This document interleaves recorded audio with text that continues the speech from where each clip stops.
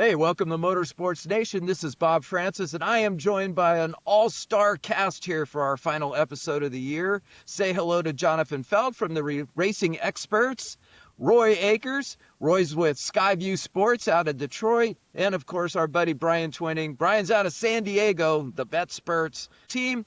It's been an exciting NASCAR season, great IndyCar season, great F1 season, great sprint car season, but we're here to talk NASCAR, sort of our end of the season wrap up.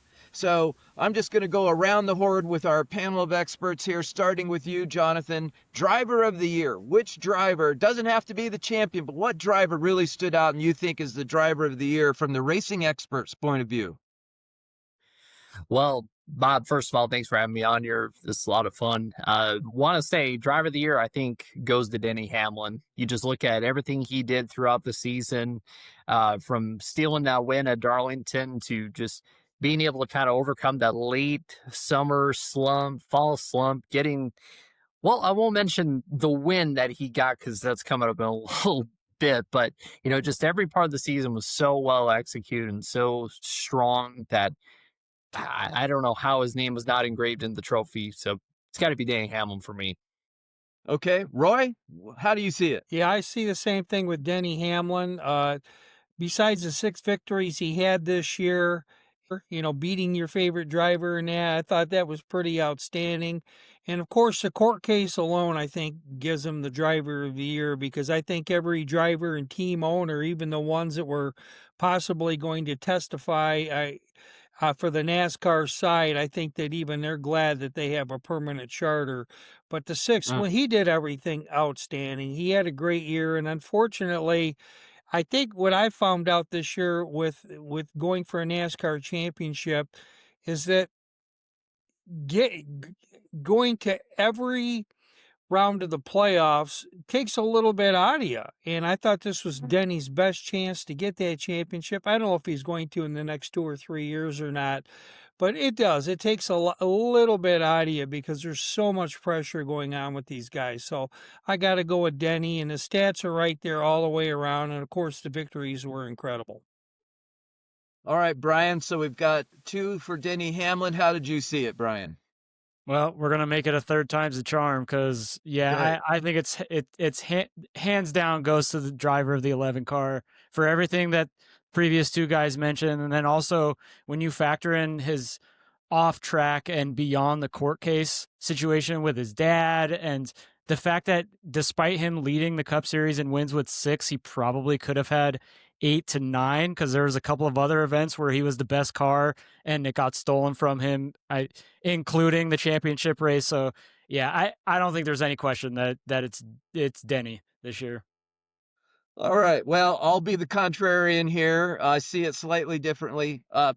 All great points to the panel. Can't argue with any of those perspectives, but I'm gonna list William Byron as my driver of the year. He was sitting in top, either at the top or certainly in the top three in points the entire season, overcame that summer slump, but that win at Martinsville had to get the win. Um, Took the pole at Martinsville and then went out there and dominated that race, got the win, earned his spot in the Final Four.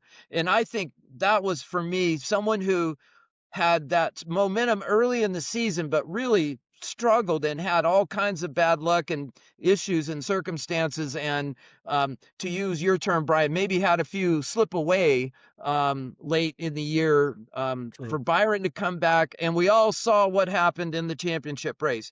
He was within a few laps of winning the championship until that front tire went, and that changed everything for the outcome of the Phoenix championship race. So I vote Byron. So that's 3 Denny Hamlins, 1 William Byron. Great input team. Can't argue with any of that. So taking a slightly different angle now, let's talk about the win of the year, because there were some wins that altered the entire season for a number of drivers, for the points, for the championship. So, Jonathan, what was the win of the year? You talk about win of the year, talking about altering the season. There was one that I was going to mention, but I'll kind of play contrarian a little bit here. I think Austin Dillon's win at Richmond was a big win of the year, where you kind of saw how that win put guys like Tyler Reddick and Alex Bowman in a really tough spot going into Daytona. I mean, you Alex Bowman owes the world to Ryan Blaney for winning that race, just considering how close he was to missing. And then you also look at guys like Chris Buescher, who had a great season, but ultimately didn't make the playoffs because of Austin Dillon's win and how close it was to the end of the regular season. I think that was huge for shaping the playoffs and what could have potentially happened in the playoffs. Someone like Chris Buescher, if he could have maybe gained momentum from, making the playoffs or something like that, that was a big win that I think a lot of people don't necessarily talk about for its ramifications. That's interesting, Jonathan, because we all know that controversial win also brought Richard Childress into the headlines with some choice comments about some NASCAR leadership, which we would again have brought back to the surface during the court trial. So interesting take. Okay, Roy, win of the year. I thought the win of the year, I like what Jonathan said as far as the perspective, but I thought the win of the year really had to go with Chase Elliott winning the night race at Echo Park. I just talked to him a few weeks before that, actually a month before that at Charlotte. And I asked him, about not winning that long, and he kept saying, "Oh, it's no big deal," but I could just see it kind of dripping off him. And after he won that, and he was in the press room that night, he was absolutely elated. He had that last lap pass where he timed Brad Keselowski, who we're going to talk about, I think, after the break. At least I am. And he just great. There was I think it was 49 lead changes amongst 13 drivers. Great racing at that track, and for me, that was just huge for Chase Elliott. He went on to win another race, and I think that he sees he has some work to do for 2026. But he's with Hendrick Motorsports, so they're going to get him and the other drivers there. Right. Good point. Brian, win of the year. Well, there's actually two wins that really came to mind when we were talking about this, but I'll go with the less impactful one, but also impactful towards the playoffs. And I'm actually going to go with Bubba Wallace winning at the Brickyard. Oh, wow. Yeah. Wallace is a very polarizing figure in the sport, very polarizing figure to the fans, very polarizing figure to us in the betting community, because he's always somebody that looks like he can pop and then something happens, pit road mistake or something of that nature. And for him to win that race the way he did, where he was running away with it, and then he has to go out there and battle Kyle Larson on a restart at Indy, and he actually does it, all things equal, I think really put him into that conversation of, oh, this guy really is a legit playoff contender year in and year out now. And what we're seeing is not just luck. It's actually, he is a skilled driver. Right. Wow. Boy, that battle with Larson and all the chatter, all the commentary there that went with that epic restart and the battle with Larson there. You're right. That was very impactful. Well, I'm going to pull the Hamlin card now since you guys used it in the previous question. For me, Roy and I did a show, an episode of Motorsports Nation. Roy and I were in the garage previewing the Las Vegas playoff race.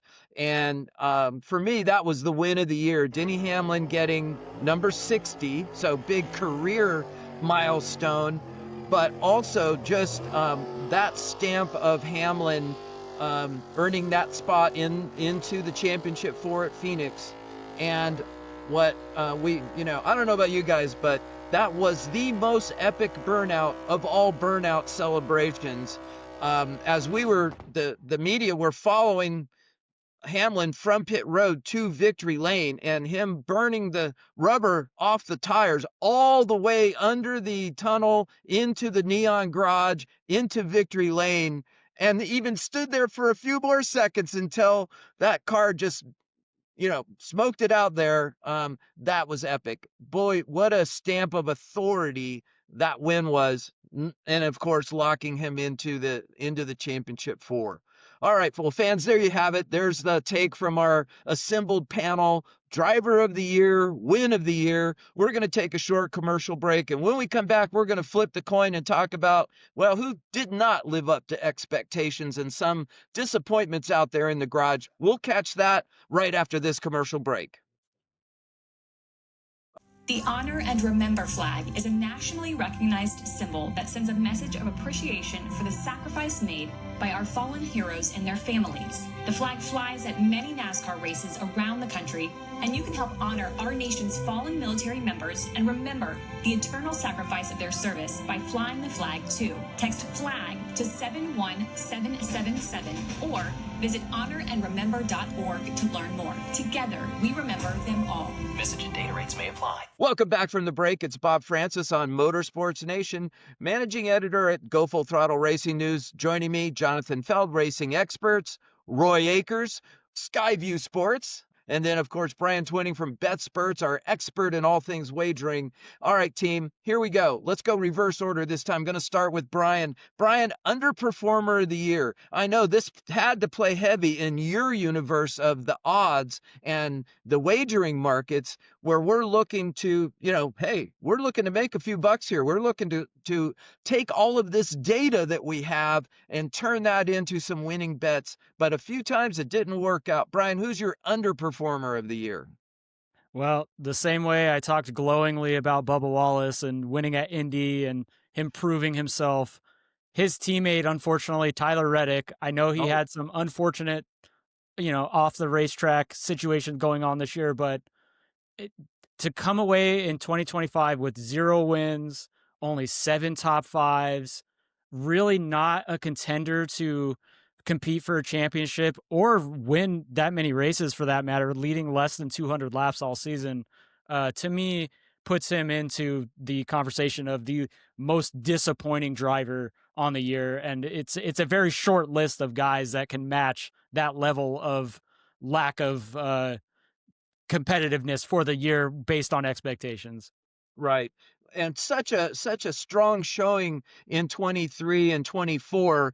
25 looked to be a champion, another run at the championship, at least in the playoffs. You're right, Brian. That was on my list for sure. Roy, and real quick, adding one more thing to it, another reason why is Tyler Reddick went off as the favorite or amongst the favorites in more than double-digit races this year, and for him to not come away with a win, that just adds to the level of incompleteness that he did for 2025. Right. Roy Akers, Skyview Sports. Roy, disappointment of the year. Who didn't live up? Well, I'm going to go with the team and a driver. I think for the team, this is going to be short-lived, but I think RFK Racing, they danced around several victories this year and just didn't get over the hump. We talked about Brad Keselowski. I did in the Chase Elliott passing him on the last lap. That happened several times. And as a matter of fact, it happened in the final race of the year at Phoenix where he was there and finished second. I do believe that they're going to turn things around. And 2026, I think at least 2 drivers will get a win. And I think BK will be there. Even though he has a broken leg, I don't know what that means for him the first couple of races of the year, depending on what he broke and how bad it is. And then I know Chris Buescher is too good to not get a race win. He is going to be there. He's very good on multiple tracks. But the biggest disappointment for me as far as an individual driver is I don't know how in the world you get 2 top 5s, 7 top 10s, 9 top 20s all year, and you get bounced from your race team, and you go ahead and you get over to Spire Motorsports, and that's Daniel Suarez. He won that awesome race 2 years ago at Echo Park. I sat about 100 feet from where it happened, both Steve Schweitzer and myself, and wow, that was incredible. I don't think that'll ever be topped. And watching Justin Marks that night talking about what a great driver he has, and then just over a year later, he's bounced from the team. But when you get a new ride like that, I think that Spire, they probably looked at Justin Haley as a driver that was probably never going to win again under coming up for them, where they saw Suarez had a little bit more potential on there, and they gave him the contract. But when you only have 2 top 5s, 7 top 10s, and you actually are only 2 spots better than Justin Haley. He's 29th in NASCAR in points last year. Haley's 27th. So I don't know. To me, that's a big disappointment. And when you get a better ride, I guess it goes to show you. I'd like to see one of the young kids have got that ride, but that's just me. And there you go. Okay, good take. All right, Jonathan, add to the conversation here. Disappointment of the year for you. I think disappointment of the year has to be Ty Gibbs, in my opinion. You saw the way he started the season, where he was just barely inside the top 30 in points. Of course, he had a new crew chief who was new to the NASCAR Cup Series, but then you start to look to the summer where, there were different opportunities where he could have won, just was still kind of on the upswing a little bit more, still looking for that momentum. Get to the fall, he had a couple opportunities to win, like at Bristol, where there were some unforced errors, when he was coming out of pit road, had the win in hand. It's just he's going now into his 4th year in the NASCAR Cup Series, which is honestly hard to believe because it feels like just yesterday he was that hot shot in the NASCAR Xfinity Series, come up to the Cup Series. And it just seems like he's missing that little bit extra ingredient to be a perennial, contender for the championship and a perennial playoff driver. I really thought he was going to break out and be this season. So and also you look at how his teammates did this season, 2 of his teammates in the championship 4, all of them, all 3 of his teammates in the round of 8, winning races, multiple races, and being among the best. And he didn't go to victory lane. He missed the playoffs. I just want to see a little bit more out of Ty Gibbs, and I know he can do it because he has shown it before. So unfortunately broke my heart this season, though, with how he performed. Yeah, Ty Gibbs was my pick as well, Jonathan. And added context was, coming from the dirt background that I come from, seeing him starting to compete in the high limit racing sprint car races, where the schedule aligned with, in Las Vegas and in Texas. I thought would add that, that little something extra that Stenhouse, that Larson, that Briscoe, the other guys that like to go out and enjoy some time in the sprint car. I thought that might be that little extra to bring them over. But a close second for me was Justin Haley. Michael McDowell proved that Spire has capabilities. They can put a car up front, as McDowell proved multiple times in the 25 season. But Justin Haley just never got his hands around the car at Spire. And to see him return to Colleague, is something that potentially is a game changer for Justin. I mean, he proved himself. If you guys remember the clash at the LA Coliseum, Justin Haley was on fire. He looked like he would dominate most of the short track races. And so I think that he's going to go back to the truck series. He's going to race for Colleague in the new Ram powered trucks down there. But he's back in the organization where he showed that original fire and skill set. Maybe that turns it around for Justin.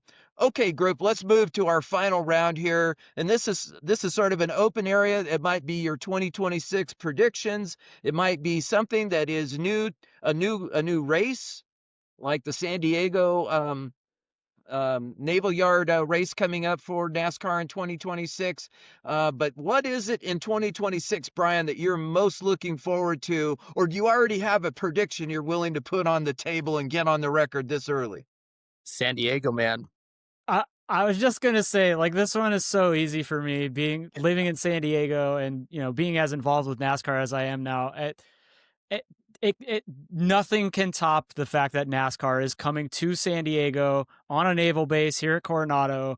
I am slightly worried about traffic, just knowing how difficult it is to get to and from Right.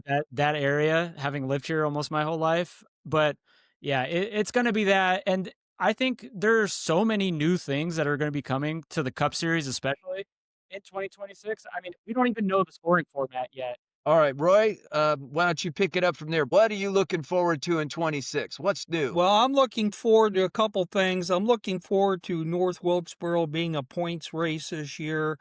I think that's Mm, going to be outstanding. I think that NASCAR will find something old now that we're in the Christmas season, and something kind of borrowed or blue or whatever. Chicagoland is going to be back on the schedule. It's going to be, I don't know if it's going to be a one and done in Chicagoland.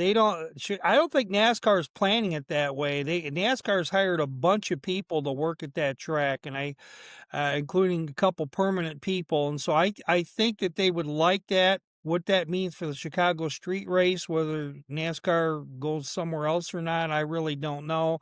As far as the rookies are concerned, I think Jesse Love has a chance at a win this year. I think Connor Zilisch will get one win, probably one of the road course events. He could get somewhere else. He is definitely one of the most polished people to come out of there. And the side I'd like to have, I don't understand how Jerry Jordan isn't the most popular guest you have. That crazy zany guy. But anyway, that's it. That's all I got. Merry uh, Christmas. Merry Christmas, Roy. And I think Jonathan, I think the racing experts have a pretty good digital game plan out there. So they took the episodes that Jonathan appeared on, and that may have helped his numbers in the voting as that distributed out there. Jonathan, how do you see 2026? What's the big thing coming for you and the racing experts? Well, the thing I'm looking forward to the most in 2026, we kind of mentioned in some of our notes, the Phoenix doubleheader, with IndyCar and NASCAR, because we've seen this before where the NASCAR Cup Series has run with IndyCar on a weekend, but that was the Indianapolis road course. It was a road course. Now it's more like IndyCar's kind of come into NASCAR's world, and we're having this IndyCar involved in a NASCAR weekend. So I'm excited to see how that's going to go, and if maybe we get some cool, crossover. So I've heard that Right. Catherine Legg is trying to put together a deal to do both races. Maybe we see Kyle Larson do something. Haven't heard anything about that yet, but who knows? He likes to race. He likes to race a lot on weekends. So I think there's a lot of potential with that. And it's also awesome to see IndyCar going back to another oval, because that has been one of the big things that people have wanted from that series, or NASCAR fans have wanted from that series, is for the series to go back to more ovals and to add Phoenix, a big market like that, and kind of, share the pie, if you will, with NASCAR, because NASCAR has really carved out a good identity there, especially being able to do something special like this after the championship weekend left. I think that's going to be really important for like Phoenix's long-term future, and just like bringing motorsports together when we really need to, more than we need to compete with each other. Yeah, you're spot on. Obviously, I'm here in the Valley of the Sun. So, Jonathan, I think you nailed it. The spring race has not been a sellout. It's been close. There's been a lot of fans at the spring race at Phoenix Raceway, but I think this is a great way to address putting butts in seats for the spring race. And it also should build some excitement and help with ticket sales for the fall race now that it's going to be in the playoffs, but not the championship. And I'm gonna double dip on your double, Jonathan, because I also think that high limit sprint car series, and when you see more opportunities, they already have Las Vegas and Dallas as joint weekends where NASCAR is also at the same facility. That's already on the calendar, and I hear that they're looking for some additional possible races on the schedule to be at least within close proximity of where the Cup Series is racing. So we may get more than the two that we got last year, and may get even more where everybody doesn't have to jump on Denny Hamlin's jet to get somewhere to race sprint cars. But if we've got Ty Gibbs, we've got Ricky Stenhouse Jr., we've got Kyle Larson, we've got Christopher Bell, Briscoe is bringing back his sprint car team, a piece of news that we got at Kansas. So I think there's a lot of opportunity to see even more of our NASCAR Cup stars racing sprint cars during the season. So double. Let's go high limit sprint car racing and Indy car racing on these double header weekends. That's going to be fabulous. Well, group, hey, what a fantastic NASCAR season. I've really enjoyed, as have the fans, and they voted to have the three of you and some of our other guests, like Jerry Jordan, join us here on Motorsports Nation. So it's been a fantastic season. Our distribution is going crazy. We're actually entering some radio deals to take Motorsports Nation from the podcast into a few radio markets. That's why I wanted to record this show, sort of put a bow around the season, have our favorite guests on, and make some memories for what 25 was like, and look forward to 26. I want to thank Jonathan, Roy, and Brian for being with us all season long, and especially here in our wrap-up show. Fans, we're going to take a few weeks off, but trust me, and the three our guests here are all going to enjoy a little bit of downtime here. But when we roll into January, things start happening fast. So there'll be great content from the racing experts, from Jonathan, great content from Roy Akers and Skyview Sports, great content from Brian and his mates down there looking at the betting markets. You're going to want to stay plugged into all of those. And of course, us here on Motorsports Nation at GoFullThrottle.net, because we're going to kick off 26 big. It's going to be an awesome year. Gentlemen, thank you all. Happy holidays, Merry Christmas, Happy New Year. And fans, we'll see you on Motorsports Nation in 2026.